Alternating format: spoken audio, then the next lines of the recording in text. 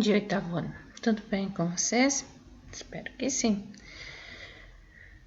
Para a nossa semana, pensemos, né? Professor Gênio, ore. Quando você ora, Deus ouve.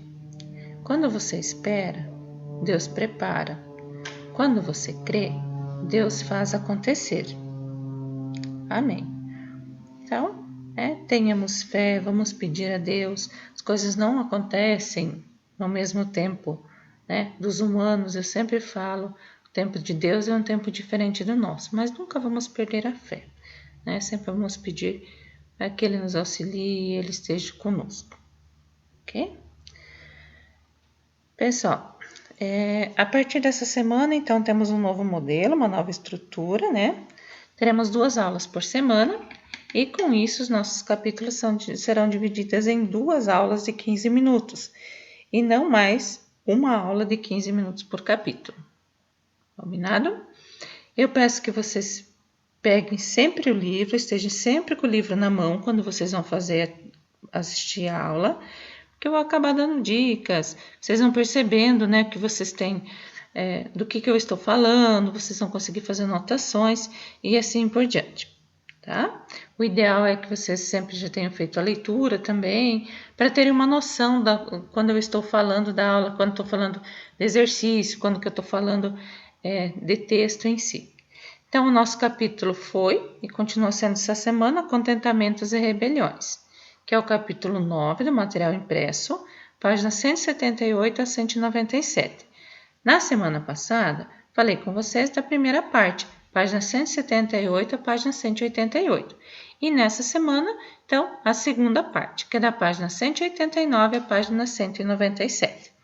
Antes de falar diretamente desse assunto da segunda parte hoje, vamos falar um pouquinho sobre os assuntos da semana passada. As rebeliões, os descontentamentos, né, elas começam a acontecer em meados do século XVII, fim do século XVIII, e eles eram classificados em nativistas ou separatistas. Tá?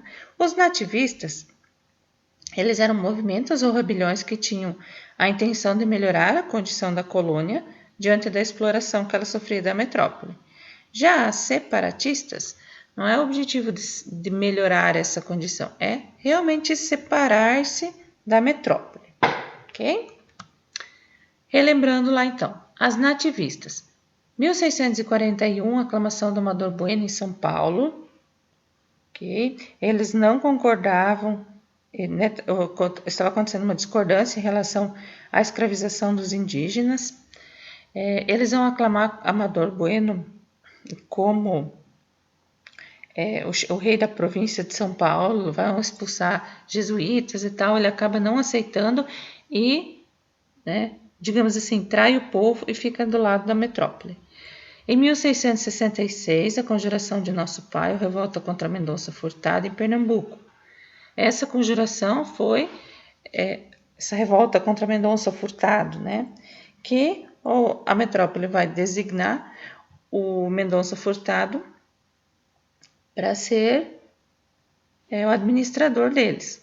Eles não vão concordar, vão simular um ritual de Nosso Pai e vão sequestrar o Mendonça Furtado até que eles conseguem um novo administrador. Em 1684, a revolta dos Beckman no Maranhão. Os irmãos Beckman, então, comerciantes e proprietários rurais da região, estavam descontentes com a falta de mão de obra de pessoas escravizadas e com o valor dos trabalhos que a Companhia do Comércio do Maranhão pagava pelos seus produtos. O restante da população reclamava que os preços estavam muito altos e os produtos estavam uma porcaria, né? Então, esses irmãos Beckman lideraram essa revolta e destituíram o governo e expulsaram os jesuítas. Então, a revolta leva o nome dos 2 líderes. A Guerra dos Emboabas, 1707 e 1709, acontece em Minas Gerais. Tá? Os Emboabas seriam aí os bandeirantes, né? E é um conflito pelo controle, pela exploração das regiões auríferas. Né? Eles vão Os bandeirantes vão se considerar os proprietários, porque eles que descobriram ouro e assim por diante. E a Guerra dos Mascates, então envolveu fazendeiros, que eram produtores de açúcar, e os comerciantes do Recife, que eram chamados como mascates, por isso Guerra dos Mascates. E a revolta Felipe dos Santos foi motivada por disputas políticas que exigiam a extinção das casas de fundição. As casas de fundição eram onde o ouro em pó era transformado em barras e recebia o selo da coroa portuguesa. As revoltas separatistas. Então, falamos sobre a Inconfidência Mineira e a Conjuração Baiana. A Inconfidência Mineira acontece em 1789, né? É a revolta dos mineiros contra a exploração dos portugueses, e o objetivo é tornar Minas Gerais tão independente de Portugal. O movimento acaba descoberto antes de acontecer e eles são punidos com rigidez pela metrópole. Inclusive, falei já, Tiradentes foi morto e esquartejado em praça pública para servir de exemplo aos demais do que aconteceria àqueles que estivessem descontentes com Portugal. Já a Conjuração Baiana, também separatista, ocorre em 1798, na Bahia, e se pretende separar o Brasil de Portugal e acabar com o trabalho escravo. Também, para variar, né, foi severamente punido pela coroa portuguesa. Então, todos esses movimentos, eles acontecem, mas como é a coroa portuguesa que tem todo o poder na mão, ela sempre vai contornar e mostrar para as pessoas, né, para o povo, qual era o objetivo, não, o que vai acontecer com quem e contra Portugal, por exemplo. Essa revolta, essa conjuração baiana também ficou conhecida como a revolta dos alfaiates, né, porque vários desses profissionais participaram do movimento. Então, o objetivo dela é acabar com a escravidão e se separar de Portugal. Okay? Agora, os quilombolas e as revoltas de africanos e seus descendentes. Falei para vocês lá no comecinho, as pessoas estão descontentes, né? Alguns movimentos surgem pela elite, outros são as camadas populares e, inclusive, né, nós vivemos o período da escravidão e essas pessoas que eram submetidas a essa condição, a essa exploração, não aceitavam pacificamente ou passivamente, né, as imposições e a violência. E isso fez surgir, então, algumas mobilizações mostrando o protagonismo dos escravos africanos. Tá? A história da escravidão no Brasil também é uma história de resistência. Mesmo escravizados, os africanos e seus descendentes encontraram diversas formas de resistir aos horrores do regime escravista. Dentre essas formas de resistência, a gente pode citar a cultura e as festas. Tá? Como cultura e festas é uma forma de resistência. Eles promoviam encontros e nesses encontros eram criadas estratégias de fuga.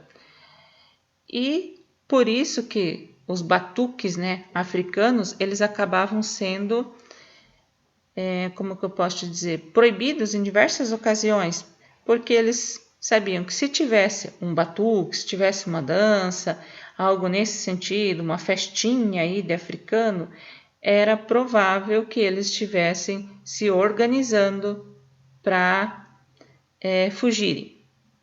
Então, isso era uma ameaça aos brancos.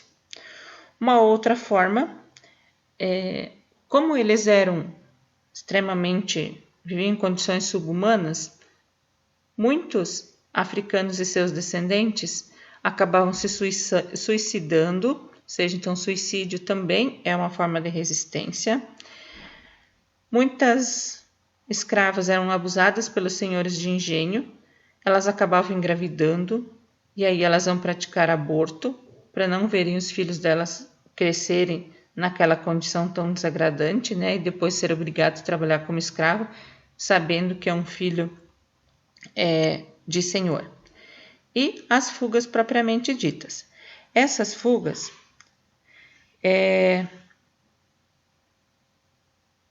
ou até antes dessas fugas, né? Uma outra forma que a prof lembrou agora eles acabavam matando, às vezes, os senhores, né, para conseguir se livrar da escravidão.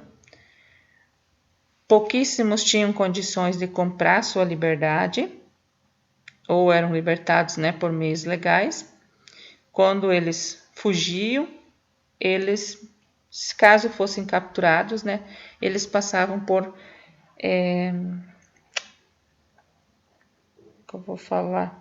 por castigos violentos, né? Eles acabavam sendo castigados de forma muito pior do que era a condição deles, né? Quando eles fugiam do trabalho de escravo, da fazenda, do engenho, das minas ou até mesmo das cidades, os africanos e seus descendentes se organizavam então em comunidades conhecidas como quilombos. Muitos deles se localizavam em áreas rurais. A principal atividade econômica desses quilombos era a agricultura, e em alguns quilombos eles acabavam pegando a comida, né, os alimentos que estavam próximo dessas fazendas aí que eles criavam, né, que ficaram conhecidas como quilombos. O principal, o mais conhecido da história do Brasil foi o Quilombo de Palmares, que ficava no Nordeste. Ele chegou a contar com cerca de 50 mil pessoas. O primeiro líder deles, considerado o rei do Quilombo, foi Ganga Zumba. Após a morte dele, a liderança foi assumida por Zumbi dos Palmares. Zumbi dos Palmares foi morto em 20 de novembro, por isso do Dia da Consciência Negra ser no dia 20 de novembro.